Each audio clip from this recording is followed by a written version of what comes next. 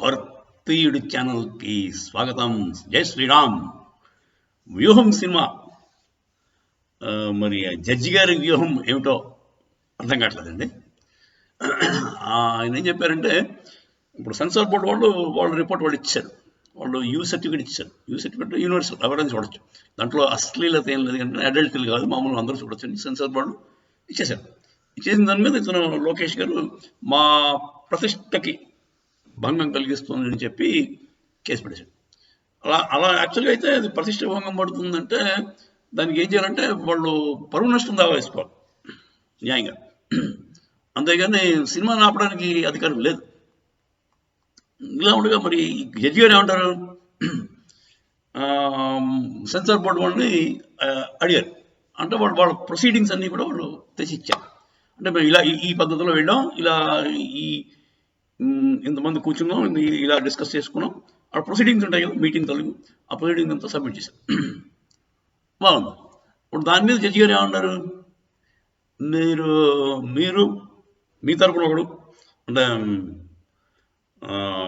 రామ్ గోపాల్ వర్మ తరపున ఒక మనిషి, లోకేష్ తరపున ఒక మనిషి, టీడీపీ తరపున ఒక మనిషి కూర్చుని సెన్సార్ బోర్డులో కూర్చుని వాళ్ళందరూ కలిసి ఒక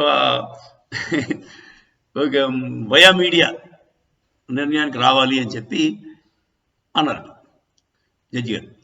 అప్పుడు సెన్సార్ బోర్డు వాళ్ళు అన్నారు, ముందు మేము చేసిన ప్రొసీడింగ్స్ చూడండి, అవి తప్పు అనిపిస్తే మీరు చెప్పినట్టు మరి ఇంకో కమిటీ ఫార్మ్ చేసి దాంట్లో అందరిని ఇన్వాల్వ్ చేసి చేద్దామని అన్నారు పాపం. అది కానీ ఇది కరెక్ట్ అయితే కాదనిపిస్తుంది.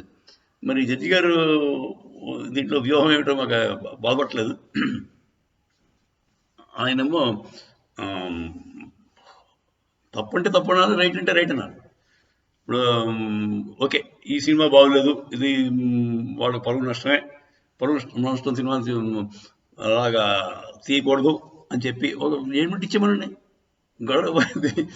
కాకపోతే సుప్రీంకోర్టు లెవెల్లో కూడా ఇంతకుముందు ఇలాగే సినిమాల మీద వెళ్తే సెన్సార్ బోర్డుది హయ్యెస్ట్, వాళ్ళదే లాస్ట్ సే, వాళ్ళు ఏం చెప్తే చేయాలి అని చెప్పి చాలా కేసుల్లో సుప్రీంకోర్టులో కూడా తీర్పులు ఉన్నాయి. సెన్సార్ బోర్డు వాళ్ళ పని అది, సెన్సార్ బోర్డు చేయవలసిన పని సెన్సార్ బోర్డు చేయాలి.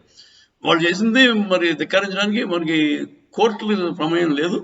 సెన్సార్ బోర్డు వాడే మళ్ళీ అవసరమైతే మళ్ళీ ఇంకోసారి పరిశీలించరా అని చెప్పచ్చు, అంతకంటే ఇంకేం చేయలేదు. అదండి వ్యూహం తాలూకు. రోజుకి మా వ్యూహాలు మాకుంటాయండి అంటూ ఎవరు మట్టుకు వాళ్ళ వ్యూహాలతో వెళ్ళిపోతున్నారు. టీడీపీ వ్యూహం, టీడీపీది రామ్ గోపాల్ వర్మ అసలు వ్యూహం, మరి జడ్జి గారి వ్యూహం ఏంటో రేపు తెలుస్తుందండి. జై శ్రీరామ్.